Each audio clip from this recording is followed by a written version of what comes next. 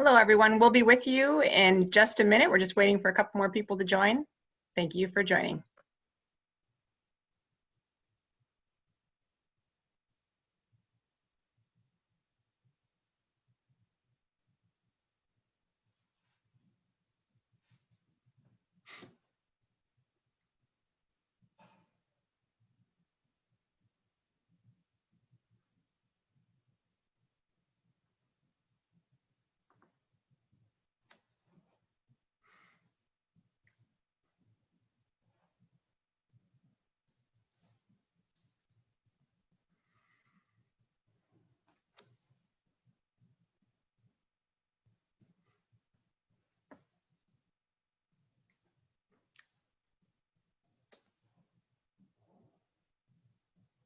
Great. We've been waiting for everyone to join, and we're going to give it another 30 seconds, and then we will dive in. So speak to you very shortly.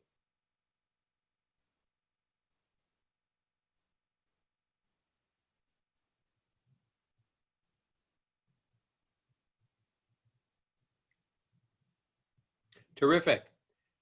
Welcome, everyone. It's a pleasure to welcome you to this webinar on improving health and equity in America's small and mid-sized cities, with a focus on city types that provide new perspective on what shapes health. We can go to the next slide. We are really looking forward to this, and it's great to have so many of you with us today. We will be hearing really from a rich array of speakers who you see here. Myself, George Hobor from Robert Wood Johnson Foundation, Mayor Adrian Perkins of Shreveport, Louisiana, Neil Kleiman from NYU and the City Health Dashboard, and Becky Offren from the City Health Dashboard as well. Next up. So just to introduce myself, I'm Mark Goravich. I lead the City Health Dashboard effort, and with my colleagues have been working also on the City Types report. And I chair the Department of Population Health at NYU Grossman School of Medicine. It's really a pleasure and an honor to be here with you discussing this topic and set of topics today. Next, please. We thought we would start off really by asking a question of you all, just to help also orient ourselves, which is really just to ask, what sector do you work in? Sector, type of work setting, and you see here on your screens, it should pop up with a simple poll to click the group that fits you best, whether you're in local government, but not in a health department, whether you're in a health department, and some other nonprofit, academia, or media, or other. And there will be many other, because these are very broad categories that leave a lot out. So please fill that in, and we will see where we are in just a moment.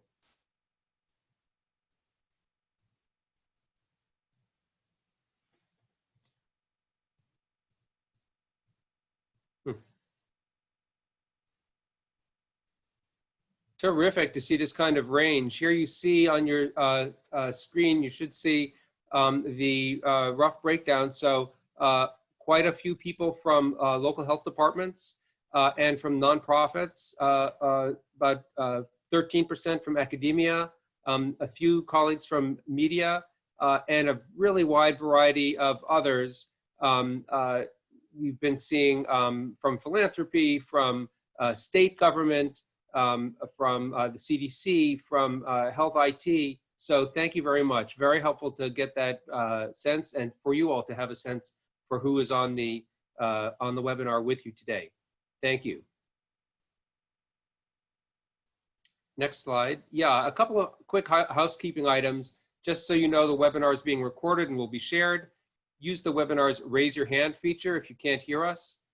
Please use the chat feature if you have any technical difficulties, and particularly if you'd like to submit any questions for the Q&A. And just to realize that you're muted, and so really the chat function is the way to get a hold of us or to express yourself. Next. And in terms of how to actually ask a question, at the bottom of your screen, you see the chat bubble and the raise hand feature. That's really the two that I just referred to use to contact us. And in terms of using the chat feature, you really simply enter text into the chat box, press enter, and send it to all, or you can select one of the panelists or another attendee. When you do use the chat, especially for a question, or if you're trying to reach out with us, please identify yourself and give us your affiliation. It really helps ground the question. Next slide. So the objectives for today are really as follows. It's to have a discussion about what shapes health and equity in small and mid-sized cities. We'd like to showcase and really hear from, we'll be hearing from Shreveport, Louisiana, from Mayor Perkins in terms of their approach to addressing health and equity. We'll be introducing this new city types framework and revealing findings and trends in rent burden, life expectancy, and other drivers of health across city types, drivers of health and health outcomes across the city types that we'll be describing. And finally, to really provide you with an overview of tools and interactive features to help users explore and take action to improve health. Next. This is multifaceted work, and it really couldn't be done without a real team.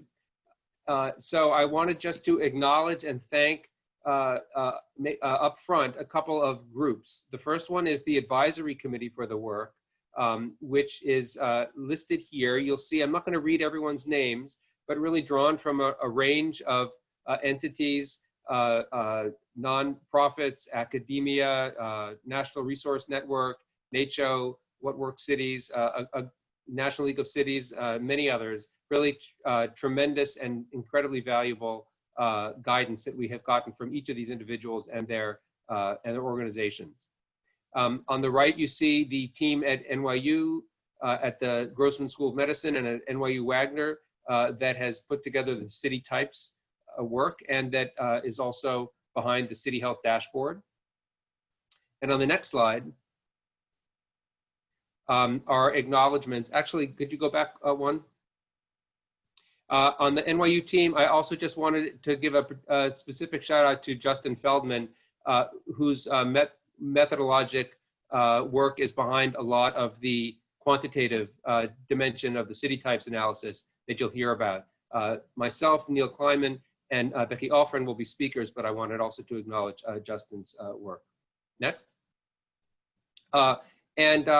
Finally, we've done this really in close collaboration also with a number of advisors from specific cities that have really helped ground the work, as you'll hear more about from Neil, in the most valuable kind of way. So we really are very grateful to this quintet here as well. Thank you. Next slide. So without further ado, I'm going to turn the podium over to my colleague, George Hobor, from the Robert Wood Johnson Foundation, where he is a program officer. George joined the Robert Wood Johnson Foundation in 2017 as a program officer to promote healthy, more equitable communities. And previously, he served as the Healthy Communities Director for the Louisiana Public Health Institute, where he developed and implemented data-driven projects and helped nonprofit organizations and governmental departments address challenges of climate change, economic downturns, natural disasters, and other shocks. So it's really terrific to have him with us today, and thanks for joining us. George. Thanks, Mark. I'm really pleased to be here with you today. I'm getting a little bit of an echo, so let me see if, can you hear me? Yes, and you sound clear. Okay, I was getting an echo, but it seems fixed. Sorry about that. Again, I'm pleased to be here with you today. For those of you who don't know us, RWJF is the largest philanthropy in the US focused on health and healthcare. We work in partnership with the nonprofit, public, and private sectors to build a culture of health across the US. For us, building a culture of health requires removing barriers so that everyone, no matter who they are, where they live, or how much money they make, has a fair and just opportunity for health and well-being. In particular, we focus on low-income communities and communities of color, which have experienced the greatest disinvestment and face the deepest challenges associated with poverty and other conditions that lead to poor health. Next slide, please. One of RWJF's recent priority areas is understanding the drivers of health in small and mid-sized cities. Across America, many small and mid-sized cities experienced a resurgence since the Great Recession, due in part to investments in green spaces, parks, and other amenities, upswings in local entrepreneurship, downtown redevelopment, and a positive influx of new populations. At the same time, the resurgence has not been uniform, and we continue to see significant poverty, poor health, and disparities in various other socioeconomic outcomes within and across small and mid-sized cities. We support projects such as the City Health Dashboard to learn what factors drive these trends and how we can best address them. This is especially important to us now as the current COVID-19 pandemic reinforces how strongly social and economic factors like high housing costs and poverty affect who gets sick and who stays healthy. We believe that small and mid-sized cities are places where we can catalyze efforts to innovate and build momentum to change community conditions to improve health, well-being, and equity. Next slide.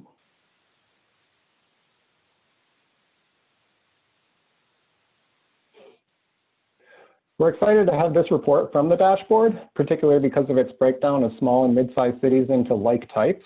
We feel an analysis by city type provides us with more knowledge about the connection between where you live and how healthy you are.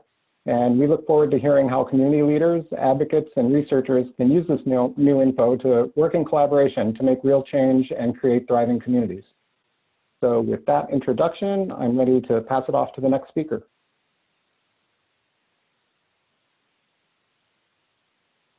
Terrific. Thank you so much, George, for that introduction and really for your support of this so important work and for that of Robert Wood Johnson Foundation. Our next speaker is Mayor Adrian Perkins of Shreveport, Louisiana. And it's a great pleasure to have him with us today. Mayor Perkins was born and raised in Shreveport, Louisiana. He's the youngest of 3 boys raised by a single mother. After 9/11, Mayor Perkins accepted a nomination to West Point, where he was captain of the track team and the first African-American graduate elected class president in the Academy's history. Following 3 tours of duty in Iraq and Afghanistan and a Bronze Star, Mayor Perkins enrolled in Harvard Law School, where he was once again elected class president. On December 29th, 2018, Adrian Perkins became the 56th mayor of Shreveport. So it's really a pleasure to have you with us, Mayor Perkins. Thank you, Mark, for that introduction. It's always a pleasure to be able to tell the stories of my city. So thank you, and thank you, NYU, for giving me this opportunity today. We can go to the next slide. Today, I'm going to be talking about how history has shaped Shreveport's health and economic inequities. Like many other mid-sized cities throughout the South, Shreveport has a long history of racism and segregation. This history has created a system that is inherently disadvantageous to communities of color, particularly African Americans. Shreveport is a minority-majority city composed of almost 60% African American. More than a quarter of our residents live at or below the poverty line. Despite affordable prices, home ownership is low, rent is unaffordable. Half of Shreveport residents, accounting for more than 35% of their household income. Nearly 20% of Shreveport families live with food insecurities. And the legacy of residential segregation has forced many African Americans to live in densely populated parts of town with limited access to healthy food, so plenty food deserts. Low wages, food insecurities, and limited access to nutritious foods combined with historical high uninsured rates, which improved dramatically with Governor Edwards in 2016 when he did Medicaid expansion, have created significant health disparities here in Shreveport. Now, how has the present public health emergency with COVID-19 exposed these disparities? I want to thank NYU for the dashboard information they provided us on our smoking rates here. Shreveport has higher rates of smoking at 24%. Our obesity is at 40%, and blood pressure is 42%, according to the CDC. The two comorbidities most prevalently associated with COVID deaths in Louisiana are diabetes and hypertension, with diabetes making up 38% of deaths statewide and hypertension at 62%. African Americans disproportionately account for 67% of the 280 deaths now that we've experienced in my area. Lastly, how have we addressed these disparities during the pandemic? The first thing that I did in response to COVID-19 was I directed my CTO to build a dashboard that, among other things, geolocated COVID cases in Shreveport. This is before there were any virus-related demographics being published, but this dashboard enabled us to see that clusters were forming in densely populated areas in our city. As I've already accounted, the low-income inner-city neighborhoods are predominantly African-American neighborhoods where many residents are essential workers that can't stay home. We knew that this population has higher rates of smoking, obesity, and hypertension, and diabetes, all of which are underlying conditions that increase the risk of severe illness and death due to COVID-19. And we immediately moved resources into these areas and began to adjust our messaging. I pulled together a group of local pastors and community leaders and told them about what I was seeing and asked them to help us reach out to the people in these neighborhoods. We went on urban radio stations to spread word and talk about mass social distancing and the importance of staying at home. We also started social media campaigns that increased awareness about the virus and safe practices. Ultimately, the dashboard and our efforts helped slow the spread and save lives. We went from being a hotspot in Louisiana, that was a hotspot in the country, to number 7 in the nation on the New York Times top 10 list of cities with the slowest spread. Our efforts was also covered in a Washington Post story that was on the front page of their paper. In conclusion, COVID-19 has exposed the longstanding health disparities in my community and in our country overall. We can no longer afford to ignore these issues or these policies that created them. As this report illustrates, we must break through the systems of racial injustice in order to build more equitable and thriving communities. Thank you. Thank you very much. Thank you very, very much, Mayor Perkins. It's really very powerful to hear the way in which you swung into gear and sort of using data really from day one to drive a community grounded response to the epidemic and get the message out and drive really such impressive results. So hats off, really great work.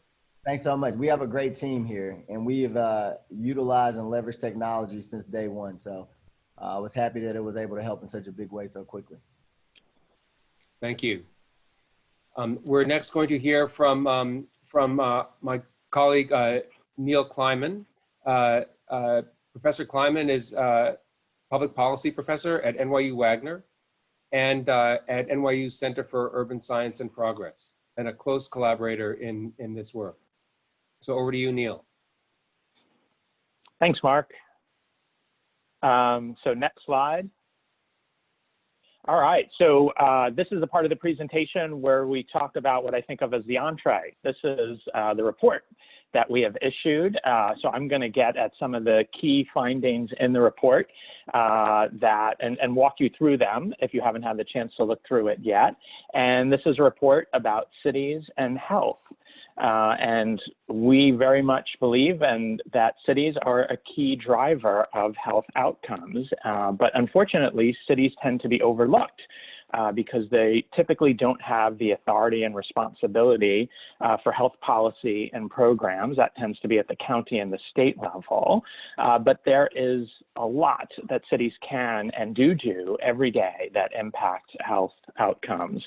First and foremost, as we see every day, they are on the front lines of the response to the COVID epidemic.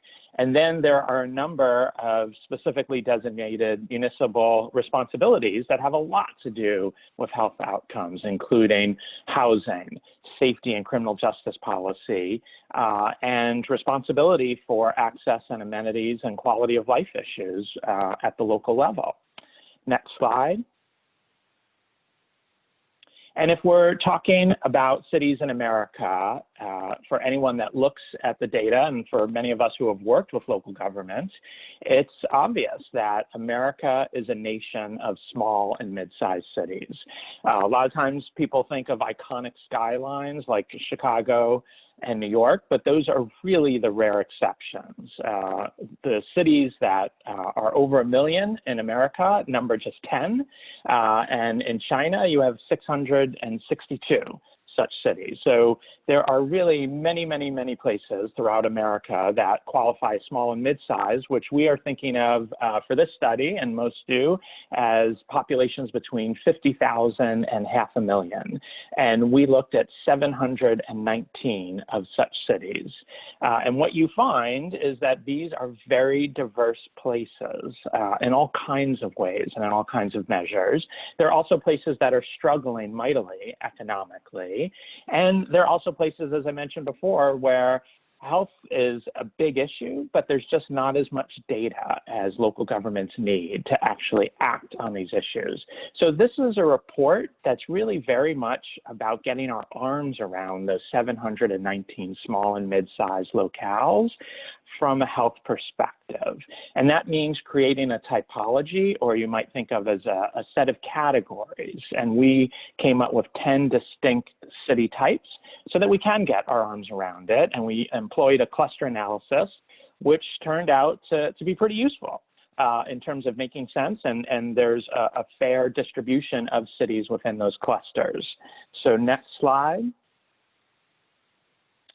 So here you have the 10 city types. This is the heart of the report. This is really the fruit of our work in terms of doing a cluster analysis where we looked at demographic data, but also economic data, poverty, employment, and equity. And we clustered cities by these characteristics. And here you can see the names of the different types and descriptions and how many are in each of them. So just to give you a sense or a flavor of these different types, if you look on the right-hand side on the top, you have Latino predominant enclaves, and there are 46 cities in this type. And these are lower income cities in smaller metro areas with large Hispanic and Latino populations. And you can see when you look at the map, they tend to be very bunched up on the West Coast, in the South, and in the East. So on the West Coast, you have cities like Riverside in California, you have Brownsville in Texas, and in Pennsylvania, you have Allentown. If you go one type down, on the right, you have working towns where there are 117 such cities. So these are middle income communities in smaller metro areas where residents mostly work close by and within city limits. And here they are less bunched, more spread out. So you have examples like Colorado Springs in Colorado and Des Moines. So now let's move to the next slide, as I know there's a lot you could explore with these city types going forward. So here we get at the key themes. What are the sort of the overlapping characteristics that we saw amongst these cities? And I believe Becky's going to go into this later in the presentation, but this really comes forward in our box plot analysis, which I recommend you taking a look at, where you can really start to see the characteristics both of the types, but also across the different city types.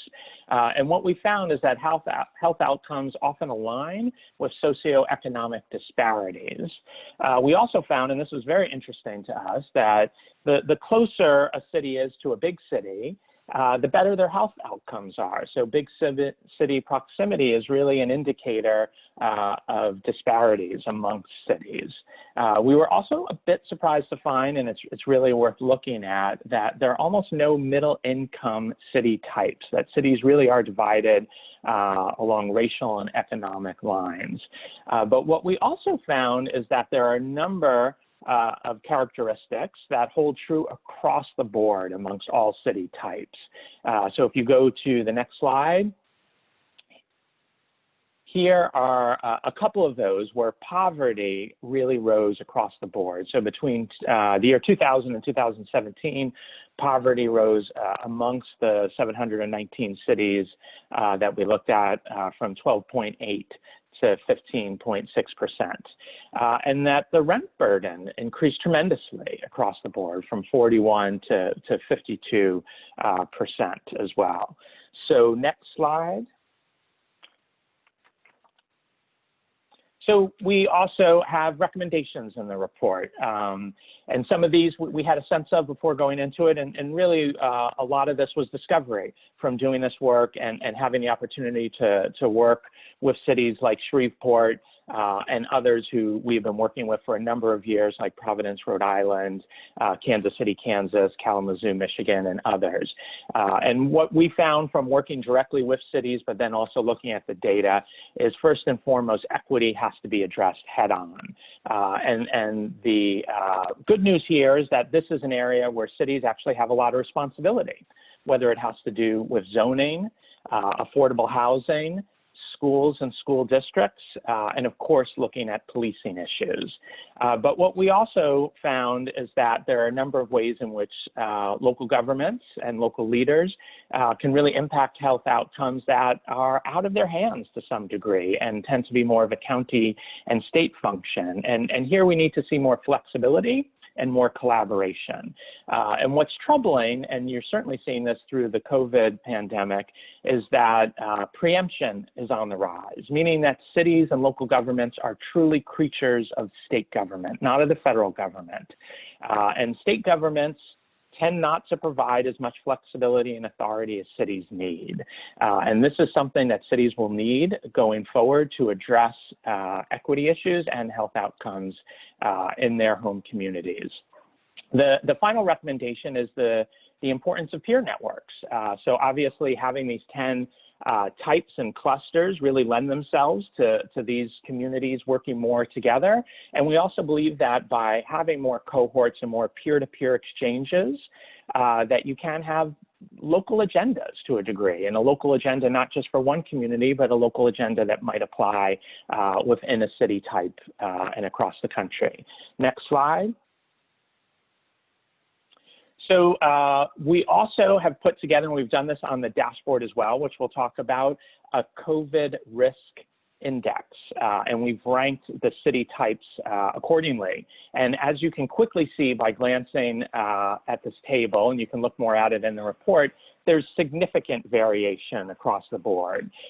So what we tried to do here is identify the key risk factors that can help policy leaders identify cities and neighborhoods where infection and illness are more severe or could be more severe. And so there's quite a range between small, stable size cities and the small industrial legacy cities. Next slide. That gets us to our next speaker. I'll hand it back to you, Mark. Terrific. Neil, thank you so much. Really great overview and depth behind it. So many thanks for that. We're next going to hear from Becky Ofron, who is the manager of engagement and partnerships for the City Health Dashboard, who will take us through some of the ways in which you can explore your city type in greater depth. So over to you, Becky. Great, thanks, Mark. And as we shift gears to some practical tools to help you explore the city types, first, another poll question. And this is just asking if you have used the City Health Dashboard before. So as you fill this out, we'll just take a moment. This will just help us understand how deep to go as we explore some of these tools.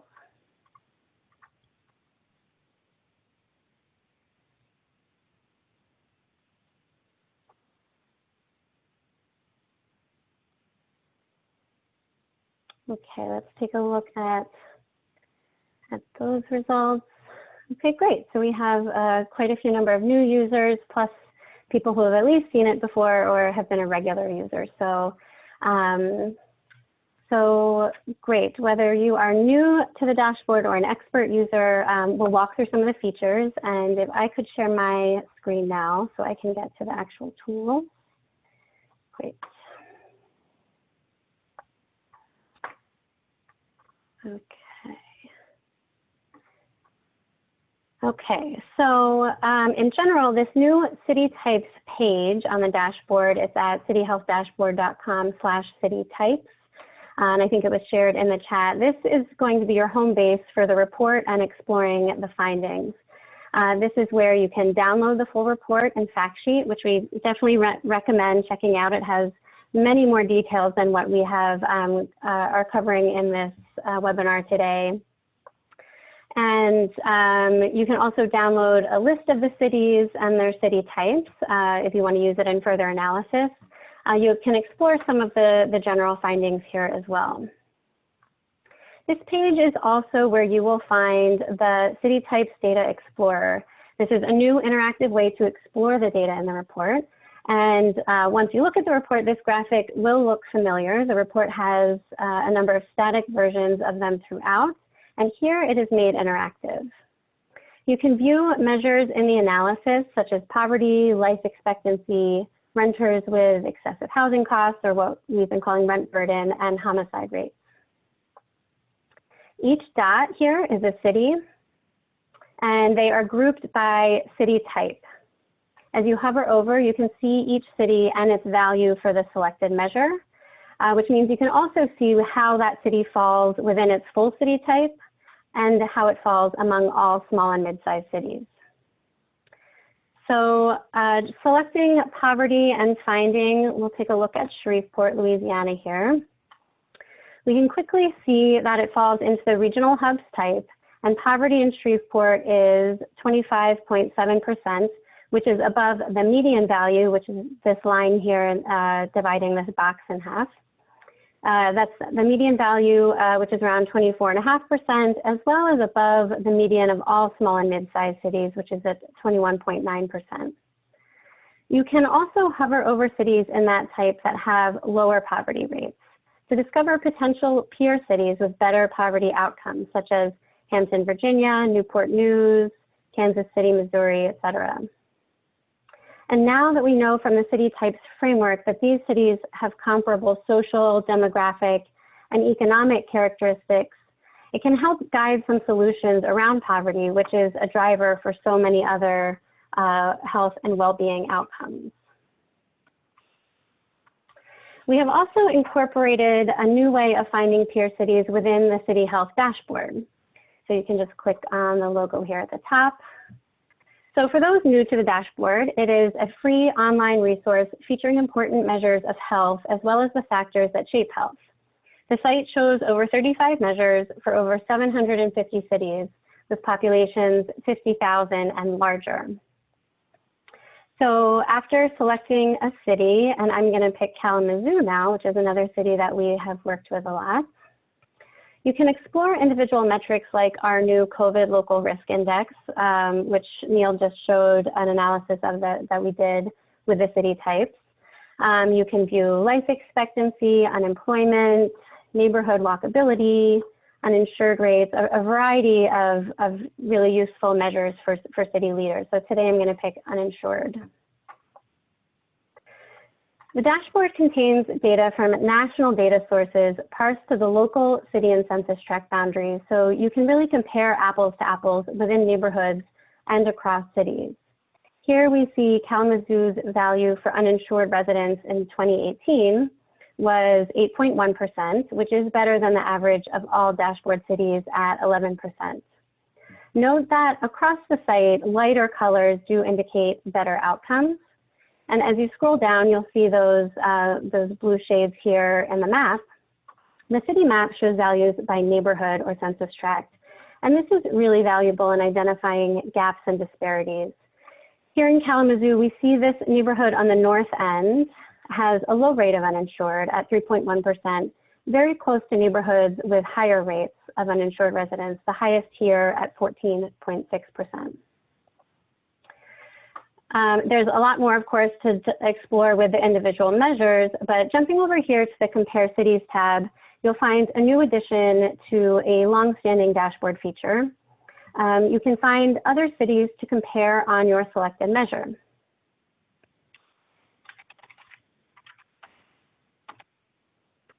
You can find other cities by typing them in, like Grand Rapids here, or you can use the filters.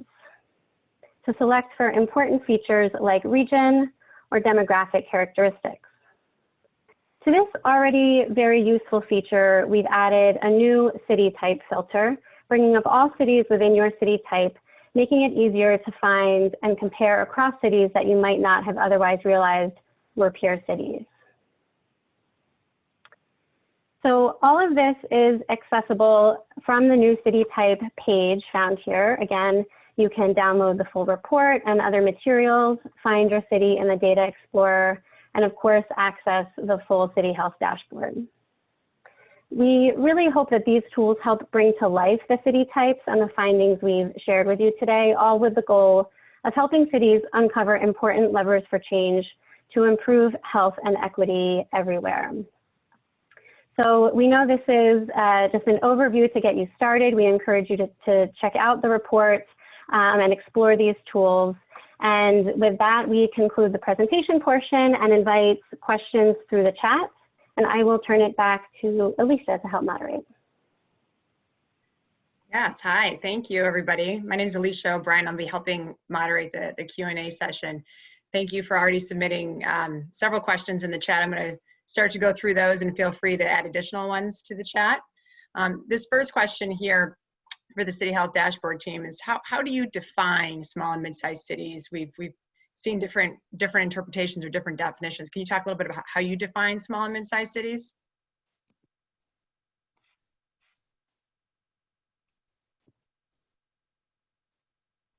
Sure. We defined small and mid-sized cities as really cities. We took a population-based definition and defined them as cities between a population of 50,000 and 500,000.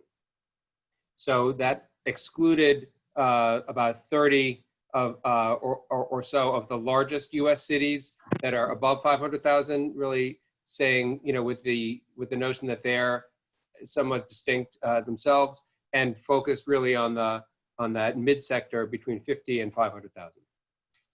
Great, thanks. And couple questions here for Mayor Perkins. I think you mentioned at the end that the Shreveport was number 7 with the slowest spread, and I'd love to learn a little bit more there. I have a feeling there's a lot more folks on the call that would love some more tips from you on how you once you knew the location of the hotspots and characterized them, could you talk a little bit more about some of the specific action steps that you took to improve the results in Shreveport? Yeah, absolutely. And like I said, there's a much longer article that goes through it technically that was in the Washington Post. But yeah, once we identified the hotspots, those were the areas where the viral spread was not only concentrated, but where it was had the highest rates of spread as well. So once we identified that, what we did was we put resources in those areas with mobile testing centers.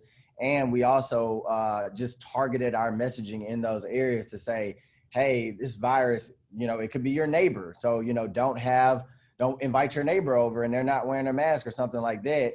And for those that don't listen to the mayor, maybe they'll listen to their pastor, or maybe they'll listen to, the radio, their favorite radio person. So we got a lot of influencers in those particular areas to get the messaging out on, hey, the importance of social distancing, washing your hands, staying inside of your homes.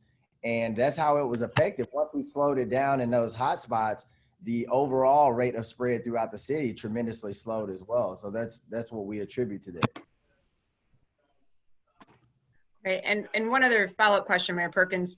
What tips do you have for other mayors or city leaders to use data more aggressively to pinpoint other gaps or opportunities in your city, whether it's COVID related or other public health issues? They have to buy into it wholesale. And I ran on a platform of, like, they call me the smart city candidate. I talked about smart city initiatives from the moment I announced my candidacy, and how technology could help mid-sized cities like Shreveport, get into the 21st century and really position themselves as a place to live and create opportunities and well-being for citizens. So since the beginning, I've done that. I hired the first chief technology officer of Shreveport. And I've just deployed him into every serious, anything that's been critical for the city. I've asked him to take a look at it and see how technology can help. So when the virus started to spread throughout our community, it was no different. I can give plenty of examples that I've pushed them into other areas. We were having issues with our water and sewer system, with the call time that people were waiting too long to talk to our actual operators. And he created a bot that was able to answer phone calls for us. And we've saved thousands of hours at this point by people just being able to text message bots and get the services that they need. So you got to really embrace technology wholesale. I will say with COVID-19, something else that we're looking at right now, and I think we've already started it, is we're utilizing our water and sewer department to do testing of our sewer system to see where there's concentrations throughout the community. So even if the geolocations are off a bit, we're testing our water and sewer system to see if there are concentrations that pop up now that we're going through a second wave, just like many other American cities are. Great, thank you so much. This next question is for Neil. Can you talk a little bit about the components included in the COVID risk index used to rate the city types? Neil, I can. I might actually turn to Mark on that. Yeah. Sure. The COVID risk index is designed to do two things. It's designed to give a general measure of the overall COVID risk in a neighborhood or a city. And there's really two parts to that. One of them is how likely are people to become infected? And there are things like, let's say, crowding, for example, would be an important factor to take into account. And then the other component is, if you are infected, how likely are you to have, or how likely is the population to have to get more sick and have worse outcomes? And there, factors like, let's say, having other medical conditions matter a lot. And so the way that we put it together is to take two components. One is something called that the CDC had developed, called the Social Vulnerability Index. And it looks at neighborhoods' vulnerability to disruptions. Actually, it was created for other kinds of disasters like hurricanes, for example. And it looks at poverty, at race, percent minority, at crowding, at those are three good examples of factors that go into an index that rates vulnerability. And essentially, because they look at crowding and race, ethnicity, and other factors, it's a bit of a sort of a substitute for risk of becoming infected. We also then added in some elements that go in with risk of getting especially sick if you do have COVID, which again include race, older age, and medical conditions like obesity and high blood pressure, as Mayor Perkins mentioned. And by putting them all together sort of mathematically, we come up with an index that's on a scale of 1 to 10 that gives a sense for where you might want to think about targeting resources in a community for COVID testing and prevention measures. Great, thank you. There's some questions here about smaller cities. Will there be a study on cities with lower populations, or are there any plans to look at and analyze cities that are smaller than 50,000 to include on the dashboard? That question, anybody on the NYU team? Sure. We're beginning to do that work as well. The challenge in going to smaller cities on the dashboard is that the data sources that we use to get the data that's on the dashboard get thinner and thinner as you get as city sizes get smaller and smaller. So the reliability of the data become more challenging as you get down to small and smaller size cities. So we have actually begun to do this kind of work, though, for example, with the state of New Jersey, working with the New Jersey Health Initiative, and to sort of pioneer the analytics involved in working with much smaller cities below 50,000 down even to just a few thousand. And that work has gone very well. So we're actually quite keen to expand to smaller cities when the opportunity presents itself. Great. Can somebody on the dashboard team talk a little bit more about any types of stories or any types of successes that leaders from small and mid-sized cities, maybe it's from a policy perspective or something that they've used to address rent burden that other folks that are on this call could learn from? Is there anything from the report that you can highlight that you learned from any of the cities that you talked with?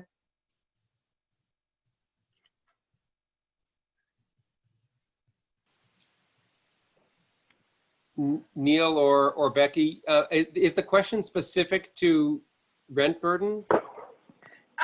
Or anything in general, rent burden or income inequality or poverty. Yeah. Neil or Becky?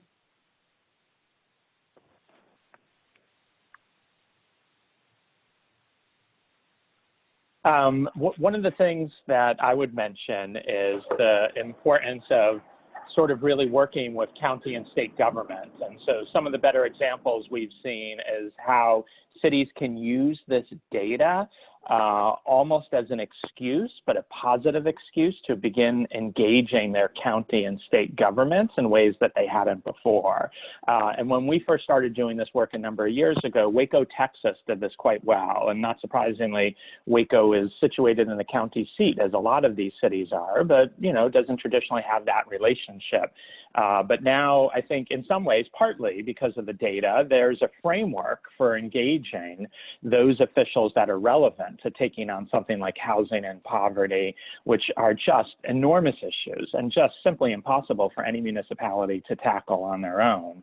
And so I think that's what is encouraging to us, is that both through the dashboard and partly through this crisis that we're experiencing now, is pulling people together to say, what can we tackle collaboratively? Let's use the data as a framework, almost as a neutral place of engaging around policy issues and how we can push these issues forward. And I think you are starting to see a number of cities where once they identify the problem, they're able to move forward on it.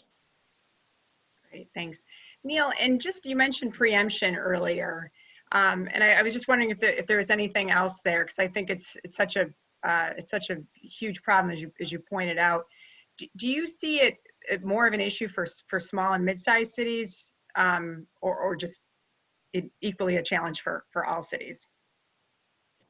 I mean, I think if I were to say, it's interesting how you pose the question. I wouldn't have thought of it that way, but if given a choice, I would say it is a greater challenge for small and mid-sized cities, right? So if you're looking at a state like a Massachusetts or a New York state, cities like New York City and Boston have considerable depth and bandwidth to begin to address these issues and to begin working positively with their county and their state counterparts on a lot of these issues. And small and mid-sized cities are stretched so thin that it's very difficult to make sense of and untangle all of those issues that come up with prevention. And again, prevention meaning that's when a state government will say, no, you can't do that.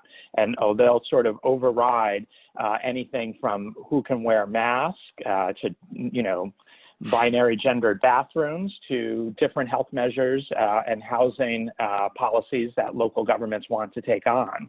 So that's one of the reasons why we have put together this report and we have the dashboard, so that cities have at their disposal more of the data and information to come together and to work with county and state leaders to say, look, rather than preempting us, meaning preventing us from addressing these issues, it's pretty clear that there's a lot that we can work on and should work on, and here's how we could do it together.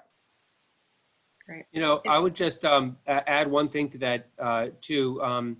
There's a question from Scott Siegel asking, well, if you are a small city, not a Boston and New York, and not even in between, without your own dedicated health department or a school of public health, med school, where to turn. And I think it's to some extent that's sort of the point, which is that by looking and exploring between the dashboard and the city types, I think it can be the idea is not that that these tools will provide answers, but that it allows the handful of people in municipal government and, let's say, from community organizations together to take a stock and say, look, it's really these 2 or 3 things that are clearly driving so much of our challenge. Let's focus and prioritize this. And then it's a whole question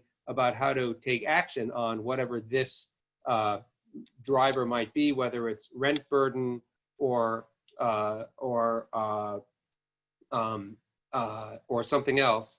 But I think the idea is that the data and these reports are really intended to provide the traction that you might that needed to begin to think through what are priorities really for moving forward, without necessarily having lots of other resources to do data analytics and for you. The other thing I would just add to what Mark was saying in the previous questions is if you go to the dashboard website, we've been working really hard to profile good examples of cities doing this, but also other research resources and policy resources. So clearly there's a lot more we want to add, but we want that to be a central repository for taking on these exact issues and seeing where those resources are for locales everywhere. Great. Thanks. Just a couple questions on the city types. So the first question here from Teresa. Are the current comparison cities data all cities, or are they based on the 10 types?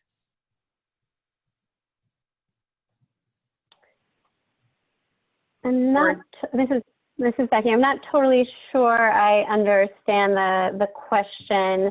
If it's about downloading the data, you can download a list of the cities with its corresponding city type from that city types landing page. You can access data for all cities on the dashboard, including all the different measures on the dashboard from the data access page. So that is a separate thing. But if you can clarify in the chat your question, that might be helpful. Yeah, just looking at the question, I think it's whether the current comparison cities data all cities.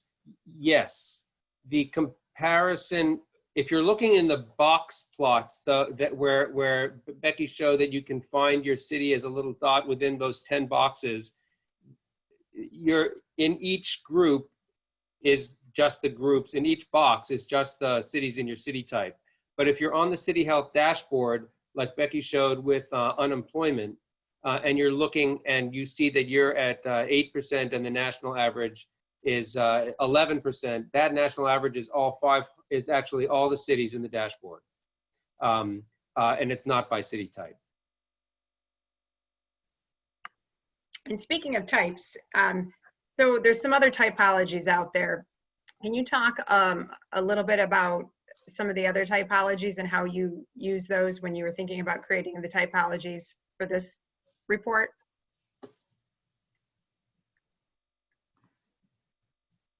Or how does this small and mid-sized cities type differ from other typologies that have been developed? Yeah, I'd say it really differs in that its principal focus is health. It's really, although it gets at issues that are the determinants of health and the forces like unemployment and shifts in industry and commuting and race and poverty, the lens that we're fundamentally working backwards from is what really drives health. And so the outcomes of things like life expectancy or heart disease death or even violent deaths like from homicide, we see these as health outcomes that are really the lens through which we've organized the city types analysis. And that's, I think, a unique focus. Great. We have time for one or two other questions. There's some questions in the chat about hospitals and clinics. Is there a way to find type of hospitals or specialties related to city size through the dashboard? No, we don't have, that's not part of the dashboard per se. And that reflects, we do have, actually it's, we're refreshing, so it's not accessible right now, a measure of primary care providers in an area. But in terms of hospitals, we have not included that in on the dashboard. Really thinking very much about other drivers of health, not only healthcare, but we don't have that on the dashboard. Great. How are small and mid-sized cities within each state selected for inclusion in the dashboard? This question's from Susan. She's mentioning that not all within a state, not necessarily all within a state are included, is her question. Becky, you want to? So all cities 50,000 to 500,000 were included in this analysis and are also on the dashboard. The dashboard has all cities 50,000 and larger. So as was mentioned, we also have the 35 or so largest cities in the country that are over 500,000. And we have a small subset of cities that are all smaller than 30,000 through the partnership that we did with New Jersey Health Initiatives to explore those, what health measures are available for those smaller cities. So there may be other cities smaller than 50,000 in your state that are not included. And that's just because we haven't fully expanded to all cities smaller than 50,000 yet. Great. And I think we have time for one last question here. What methodology and or indicators were used to determine peer cities? Can you talk a little bit more about the peer cities functionality that you went through earlier? Sure. There are two ways that you can do it. On the City Health Dashboard site, when you want to compare your city with one or more other cities, you can go to the Compare Cities tab, and you've got your city. Let's say it's the example Kalamazoo, and you want to compare yourself to another city. So you could pick a city that you're used to comparing yourself to because it's nearby, and you could just type in the name of that city. Or you can say, I'm sick of always being compared to that city that everybody always compares me to in my state. Really what I want to do is look at other cities that are really kind of like me across the country. And that allows, we have filters there that allow you to say, let me pick a city that's sort of within 50,000 population of my city and has a similar percent Black population and that one other characteristic, let's say.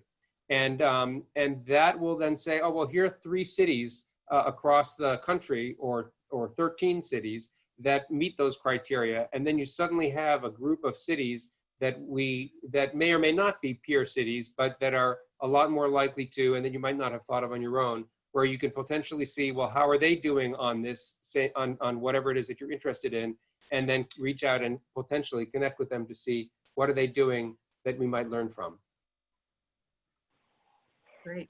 And just to also point to the methodology that went into creating the 10 actual city types, that is included in the report. So if you want to get the specific indicators and more of that methodology, definitely turn to the report for that.